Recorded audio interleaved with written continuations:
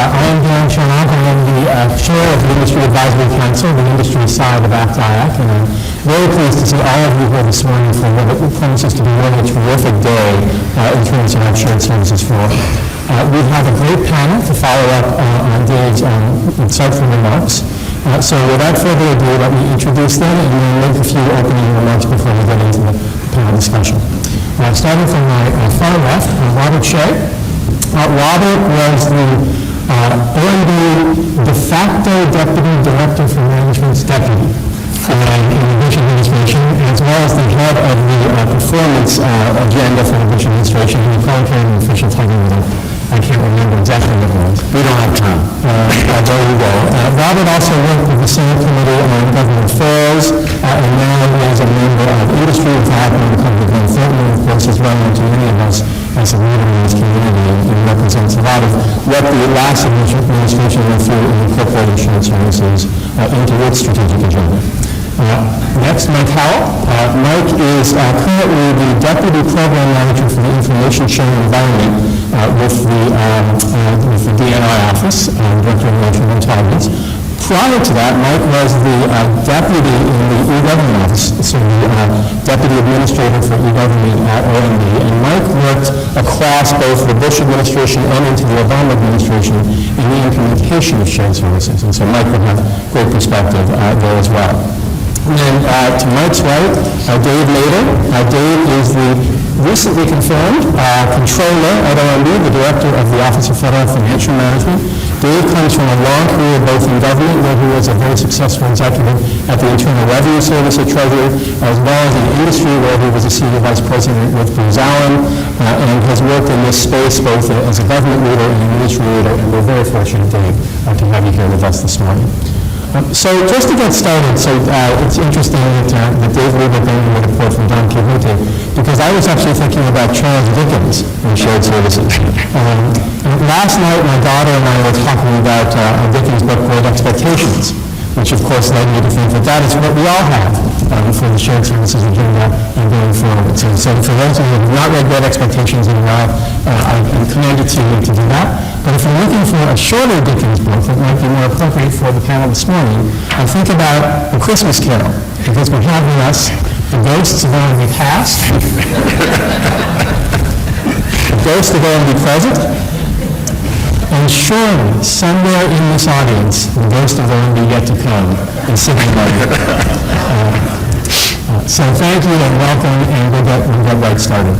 So I'd like to start sort of in chronological order and ask Robert to share some thoughts about 10 years ago, after I had left OMB, of course, shared services was launched as part of the e-government strategy, as part of the federal enterprise architecture. Many of you remember the e-government initiative, some of which are still going concerns, and shared services and lines of business really formed at that time, and then Karen Evans sort of really upped the ante in terms of implementation. We'll hear about that, but Robert sort of stepped into OMB at that time and saw really the evolution at the beginning. So if you reflect on what happened then and then lessons learned for today, what might you share with our audience today? So this has been great going down memory lane. First, let me, at the risk of sucking up to my panelists, congratulate Dave Nader for returning to public service after 3 decades at IRS. And then more than a decade at Booz Allen he could be fishing or golfing, but to jump right back into the frying pan at OMB is really admirable and exemplifies public service that we need more of. So sucking up over.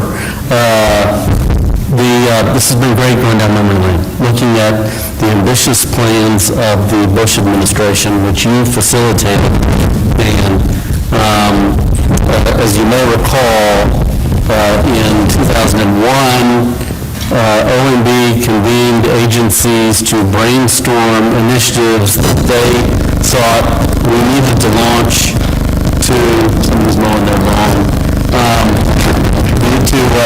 to leverage this newfangled thing called the internet to better serve citizens and ourselves, frankly. And I look at the initiatives: easy tax filing, online access to loans, recreation one-stop, eligibility assistance online, federal asset sales, online rulemaking, one-stop business compliance, e-grants, geospatial one-stop, e-training, e-records management, e-clearance, e-payroll, e-travel. All of these initiatives were designed to make it easier to serve customers, whether they be in businesses, among the citizenry, or among other government agencies. And I would have to say, very few, precious few achieved the hopes that we had for their success. That's not to say that there aren't some tremendous successes. The national parks and forests are accessible to the citizenry at their fingertips. You really can find access to these incredible resources in one stop on the internet, which didn't exist before these initiatives were launched. Payroll, of course, is one of the more successful initiatives where we were able to consolidate dozens of duplicative investments into just a few, and so we're able to pay federal employees much more efficiently and at lower cost as a result.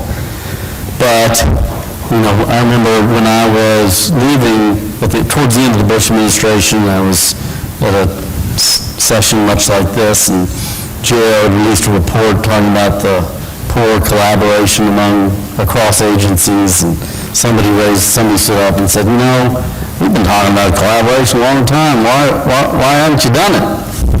And the bottom line is because it's damn hard to get multiple agencies with their own power centers to release any amount of control to other agencies or a central agency is against their nature. And so it takes a lot of cajoling, convincing, persuading, whether or not you have the authority to do so, to get them to release investment, time, energy into an initiative that's really for the common good. So I thought about what are some key success factors, and I think the list could go on and on. And I offer these just as food for thought so that we can have a vibrant conversation here on these. The first one is focus. I think one of the hallmarks of the e-payroll initiative was that it's very clear. You've got 22 people paying the same amount for the same thing, and if we could just do that a couple of times, not 22 or 24, then that would be better. And so long as people are getting adequate service from those central providers, it's less of a headache for agencies.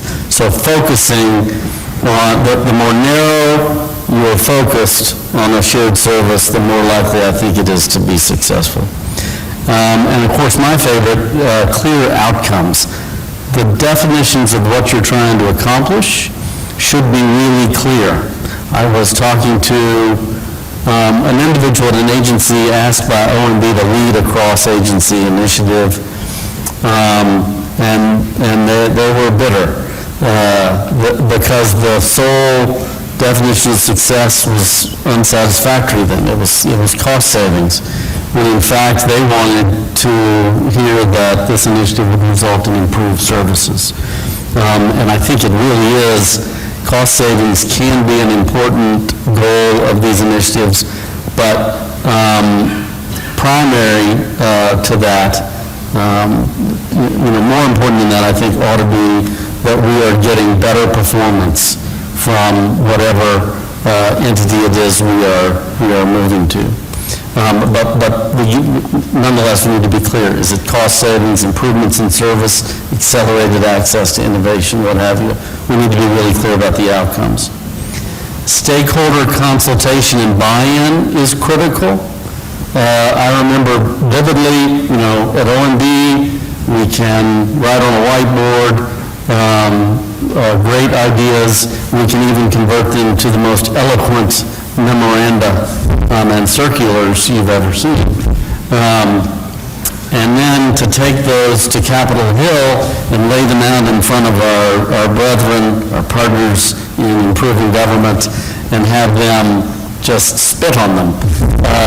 It underscores the importance of collaborating with Congress, with agencies, to make sure that everybody's on board, that this is a good idea, that they're bought in and invested in their success.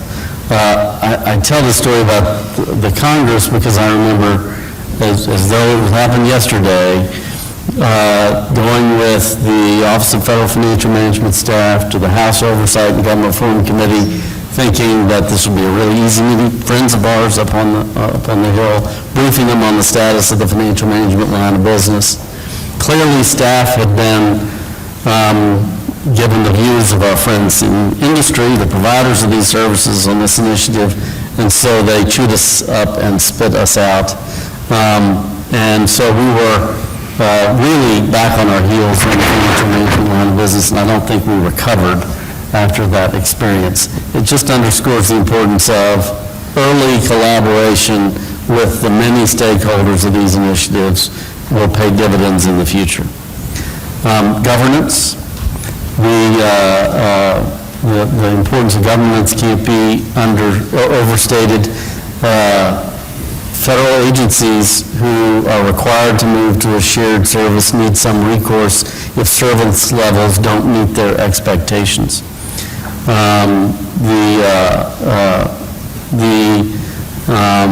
We consolidated the security clearance workforces at Office of Personnel Management during my time, and that was a terrible struggle. And here you had an agency that wanted to give up a workforce, the Department of Defense, and one that was happy to receive it, the Office of Personnel Management. Nonetheless, it was very hard to get those two kids together. When service levels didn't meet expectations after the transition of that workforce, really agencies didn't have an alternative.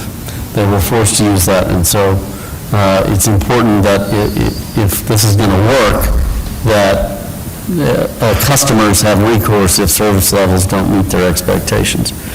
Transparency is another one. Sharing data on performance and, more importantly, cost. Customer agencies that don't have alternatives need to know that the fees they're paying have a rigorous basis. Fees, again, in the OPM, DOD, or other agency relationship, OPM was loath to share the basis for its fee setting, and so that led to great mistrust among their customers. And sharing that information could really build trust and enhance the success of these initiatives. Dave Rubrick, I was glad, mentioned leadership. And as I mentioned at the beginning, collaborating across agencies on anything is extremely difficult. If you're talking about ceding authority and money, leadership commitment to see through the success of these initiatives is critical. And it's really critical during a time of transition. These lines of business, shared services initiatives, are going through a very perilous time here in the next couple of years, where agencies know they can wait out administration initiatives until a new crop of leaders comes in. So making sure that the leaders in place today are committed to the success of the initiatives, that there's a succession plan in place for them, so that when the transition is in full force, that someone will be able to see it through. So those are just some of my lessons. I could have come up with more, but just some key lessons I think that could contribute to the success of shared services. Thank you, Robert. Great insights from experience for all of us to think about today and going forward. So, Mike, you were, of course, in place across two administrations as the career deputy at OMB for electronic government. You're now a member of the American Council of Technology Executive Committee as well, so you have a number of perspectives to reflect on this. What are your observations as to where we were then and where we are now and how we can move forward? So, since you and Dave started this literary theme, I'll see you one and raise you one. they attributed to Einstein. It is the definition of insanity to keep doing the same thing and expect different results. So I had the fortunate opportunity, actually preceding arriving at OMB and inheriting this body of work across the transition, to be the CIO at the Department of the Interior when these things were being formulated. And it was very bracing to have Karen Evans say, here's your two choices. You will be a provider or you will be a consumer. You do not have a third choice to secede from the union and do your own thing. And it literally, to the point of senior leadership, the vision and the compunction to overcome organizational resistance to change and turf were really important, because without that kind of signal, you're exactly right. Inertia happens, status quo persists, and resistance to change, because the change is really hard, it's really risky, and it can be really messy, and it can go badly. I mean, there's huge potential in this to be better, faster, cheaper, easier, but it can go sideways about 99 different ways. Any one of these things can kind of trip you up. And it's interesting to me to hear about the change in the technology, what we couldn't do a decade ago, with ubiquitous networking, with the openness of data, the availability of data, with the political support for things like data.gov and open government and the APIs. Having lived through USA spending trying to comply with the Transparency Act and really struggling to get quality data. The tool was there, but the data itself was really questionable. And then moving into the Recovery Act, the nation's experiment in putting $80 billion out there in literally in the course of a year, establishing what appears to me to have been a very exemplary traceability of where that money went and what it was used for, was a huge evolution in this ability to keep track of what's going on with the public's resources. So I was fortunate to be able to live through that, but I also saw some of the bumps and warts and things that I've already heard from Dave and Robert, and some of the challenges I would highlight, reinforcing this resistance to change. The thing that was interesting with the senior leadership transition is, maybe I was naive, it was the first presidential administrative transition that I supported directly, but I thought if we had all this good stuff, that the incoming leadership would love it and adopt it and care for it and carry it forward. How naive was that? They came in with their own agenda, their own priorities. That's why they got elected to run the country, and they weren't necessarily enamored as the new leaders of taking the material that had been their predecessors' pride and joy and making it their top priorities. So that really goes to this point of, and we're going to have it happen again in another 2 years, these are not things that necessarily rise to political popularity. They're not necessarily priority one on a global scale or at the top of a president's priority list. But at the same time, if your IT doesn't work, if you can't pay people, if you can't purchase things, all those programs can shut down in really quick order. So this stuff being really high availability, high reliability, high performance is critical, but it's never going to be the sexy top of the list visible priority unless and until it goes really badly. And right in the middle of this transition, the Grants.gov program got to one of those places where the platform it was running on was destabilizing, literally failing, and grant issuance couldn't be conducted, and the administration had to take an emergency action to fix it and sustain it. That's kind of like being on the front page of the Washington Post. That's not the way you want to get attention. This stuff really should work well in the background, but it sometimes doesn't. Some interesting challenges around how do you do interagency anything in the construct of this country. Stovepipe appropriations, stovepipe authorizations, and we want to go this way. Literally having parts of the Congress say, do not sign up for and pay for that service from this other organization, even if OMB and the White House tells you to. Interesting interference. Do you know how hard it can be to move money from one agency to another? Trivial, simple things, but they can get in the way. The bureaucratic barriers can get in the way. How hard is it to collect money when you're a provider from that other agency? Man, It was like you have to turn agencies over to a collection agency to get your money out of them. Oh, I didn't get my appropriation. Oh, I can't get the memo through. Oh, it's in my processing. We would have cash flow problems because the service providers would say, every one of my customers is giving me a promissory IOU. They're like, Wimpy in the Popeye commercials. I'll pay you next Tuesday for a hamburger today. And all the money would pile up toward the end of the year, and they would have this boom and bust in cash flow as a provider. I often wondered, frankly, what the incentives were for the service providers. Why would anybody sign up for this grief? It was hard. It's not an easy thing to say. It's, other than good government, what's in it for them? There are opportunities for economy of scale, and it can go well, but it can also be a real heartache. The customer side challenges you already heard about. If I'm doing it myself, I'm pretty sure I'm doing the best I can. It's costing as little as I can get away with, and I'm getting as good a service as I can.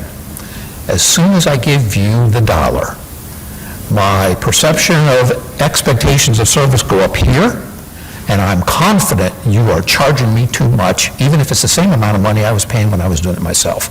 There's a service bias in people that expectations are way up for service and way down for cost that's completely different than when you're doing it yourself. So this mindset of what's expected, there's got to be a clear understanding of what's possible, what's efficient, what's effective in the service levels. And kind of the last challenge I would highlight is literally getting to a common set of requirements, common business processes, common data standards that feed into service level agreements, terms and conditions, and all of that. Getting people to do that and then staying on top of it. All right, we spent a year, we figured it out, we hammered out the MOU, we signed it, and 3 weeks later, people want to change it. The requirements are different. New process, new technology, new policy. So the change management that has to be built into these through those governance processes is as important for maintaining customer relations and satisfaction as the startup itself. Moving money to recapitalize was a really interesting challenge. It's like, okay, we don't have venture capital. We don't have a bank we can go to and borrow, other than asking Congress for a budget. And the answer is usually either no, or later, or you get half of what you asked for. So it's always challenging to capitalize these things. So we literally had programs that said, okay, here's what I need from you. I'm a provider. My platform is aging, like a lot of technology, and they go, well, it's 20 years old now. It's really got to be replaced. I not only want you to pay me to provide your service on a regular basis, like you were paying for yourself, I also want to surcharge you so you can help me pay for the modernization, the investment in recapitalizing this platform. And agencies would say, you're out of your mind, or it's not legal, I can't give you that money. So unless it's baked in to not just operate and maintain, but to reinvest and modernize, these things can go along for years and then just go off a cliff. So across the range of choices, like Robert, I have a really long list of things that people could do. Short version is internal collaboration and integrated project team approach is really important. The ones that succeeded had the customers, they had the senior leadership, they had IT, finance, acquisition, they had their lawyers. You're going to get into agreements. You're going to have binding contracts. You sign up for one of these things, it's like river of no return. You can't go back. This is the stuff that's going to run your organization for an indefinite period of time. You better know what you're getting into. Agencies would say, well, that costs too much, or it's not good enough service. Well, how much are you paying now? Well, I don't really know. My cost accounting system is not really structured in a way that I could actually get a good, firm cost and performance baseline. Well, then how are you measuring what you're getting out of your future options? The interagency, so you can get governance internal, you get your house in order. Now you've got to do it with interagencies. It's like watching the UN and international negotiations. You've got to have a way to get interagency collaboration and governance to work. The architecture and standards point I would highlight really drives this stuff. There was an awful lot of, you heard about it already, why are there so many different financial systems? Why are there so many human resources systems? Aren't we all part of the same United States government? Aren't there opportunities for uniform business processes and uniform information? And the answer is mixed. It's yes and no. In a lot of cases, the underlying requirements are the same.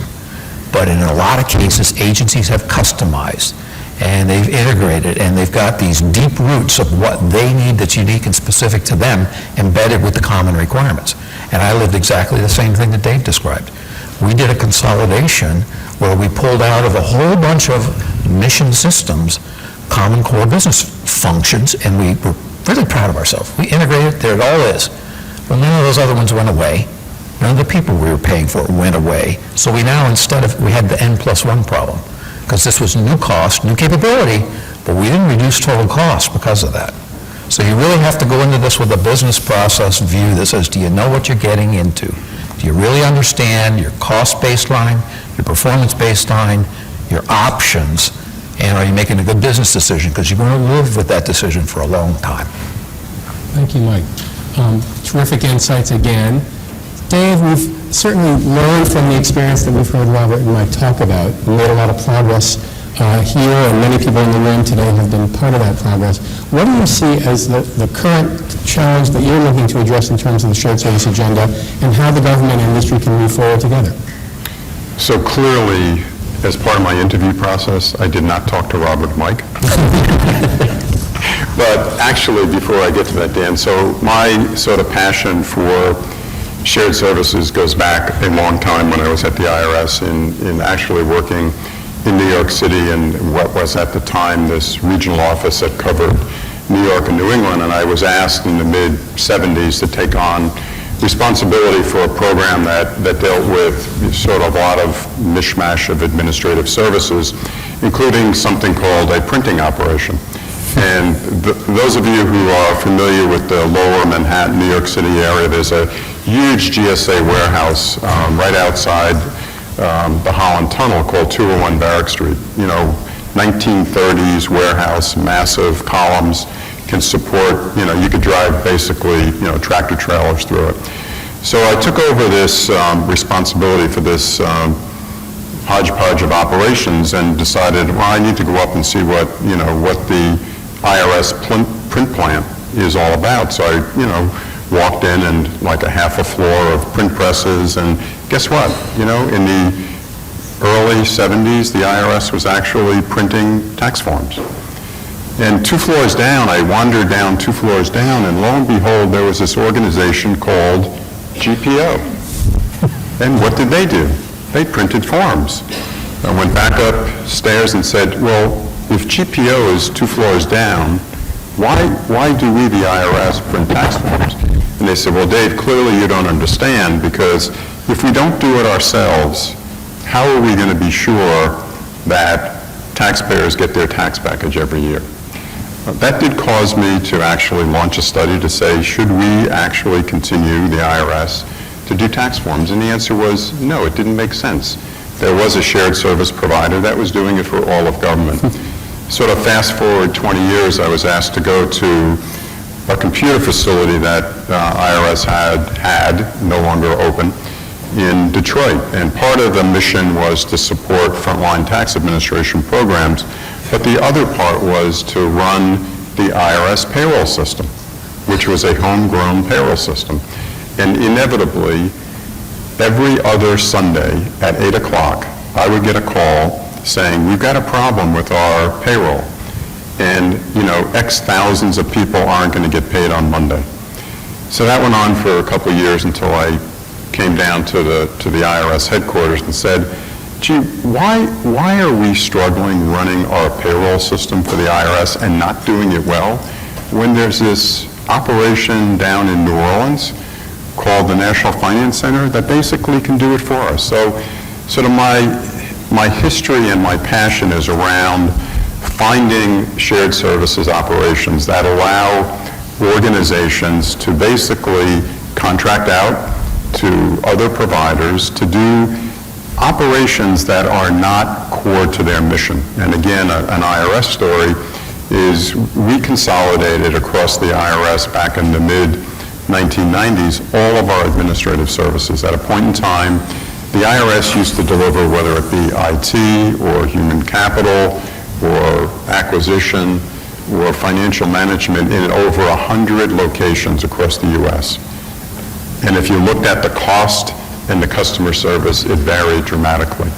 And again, what we found is by pulling all that together just across one bureau, we were able not only to achieve some savings, but more importantly, a consistency in the delivery of service to our internal customers in the IRS. And I too remember 10 years ago when lines of business were launched. And having had experience in the IRS with shared services, I actually was enthused and, really looking forward to how the government could actually drive these concepts so that we could ensure quality service not only to employees but also to citizens. And lo and behold, I think, Dave started it in his address, and Robert and Mike talked about it extensively. I mean, the problem that we face is we are a very diverse and distributed entity, right? We may all work for the U.S. government, but, there's where the commonality ends. And I think the challenge that we face going forward is how do we take the lessons learned that everybody has articulated this morning and focus on a few key opportunities. And one of the attractions of coming back into government was the president's management agenda around two cap goals. One was shared services and the other was benchmarking.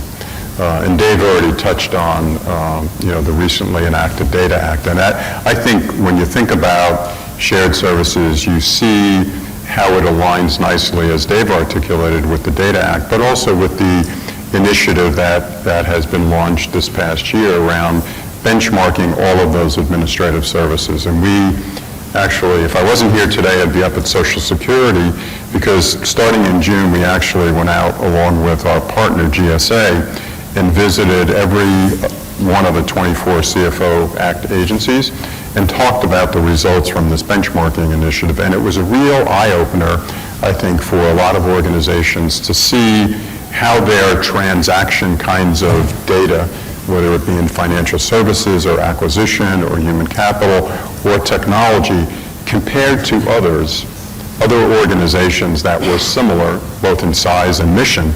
But the other real eye-opener was in some of the very large departments, for the departments for the first time ever in a lot of cases to be able to look at those same functions across their bureaus or agencies and see the variance.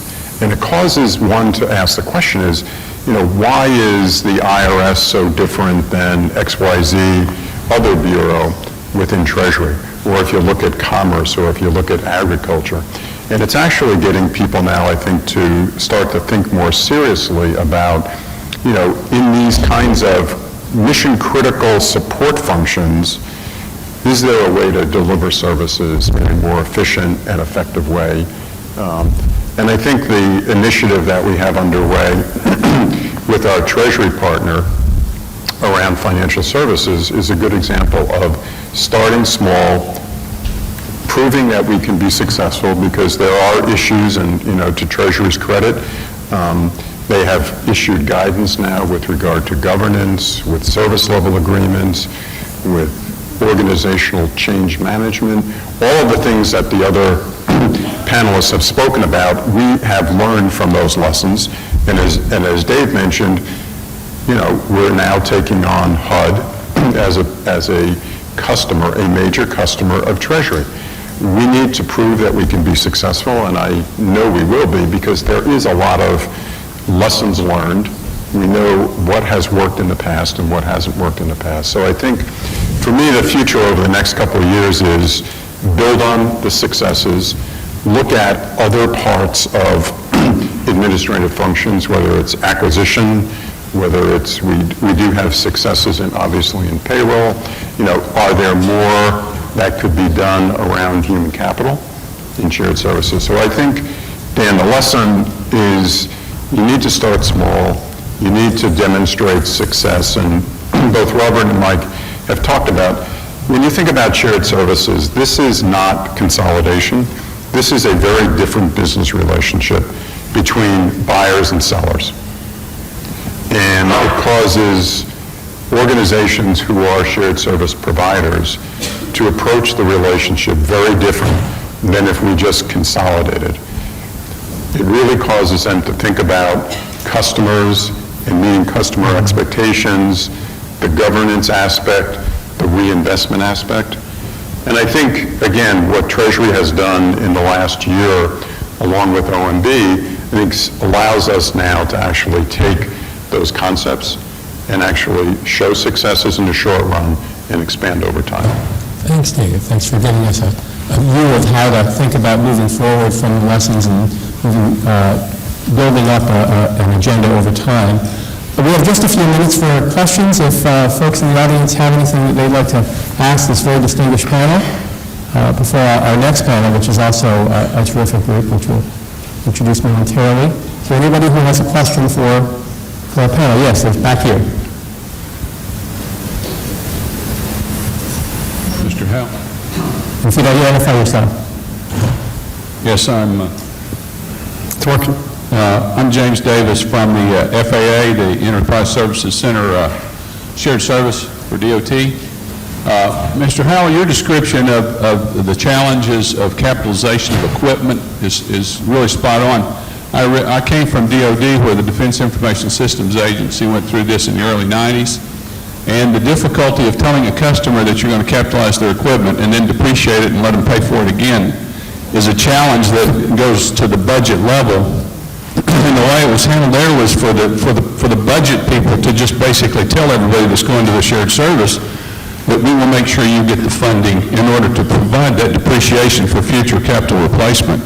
That's a key issue with customers, to know that they're going to get what they get. So I want to thank you for that description, because it's a huge challenge as we move from having your own systems to new systems. So the question I ask is there a provision within the OMB governance structure to ensure that people are going to get the budgets necessary to get that capitalization covered as you replace equipment for future, to reduce the cost to taxpayers? Well, I would answer it a little different way around. I believe the authority exists, and I've seen workable solutions around things like working capital funds, franchise funds, the opportunities, the mechanisms exist. The two things I think it takes to realize them and have the smooth sailing operation that continues and modernizes is to have the recognition in the planning. You need a full-up, total cost of ownership, eyes wide open, this is what I'm doing versus what I'm thinking about. And then you've got to have, like I said, the senior leadership, the financial officer, the program people collaborate to bake that into the program. If you do an honest total cost of ownership and you build it in, it's not a rude surprise later. The crises are where it gets really hard. That grants.gov example literally took OMB to get out and put the arm on agencies and budgets and make a crisis solution. We don't need crisis. You can pre-plan and manage through it if you're smart and do it from the beginning. Thank you. You know, I agree with everything with what Mike said. I think that's one of the areas that we want to explore over the next couple of months is, are we effectively using the current authorities that we have under the legislation in a new and a different way? Because when franchise funds were created years ago, there wasn't a thing called shared service, right? And now we want to look at, is this legislative authority that we currently have sufficient in this new business model? And we don't know, but we want to explore that. Is there one last question for our panel? Okay. All right, well, I know we're over a little bit over time, so I want to thank you again for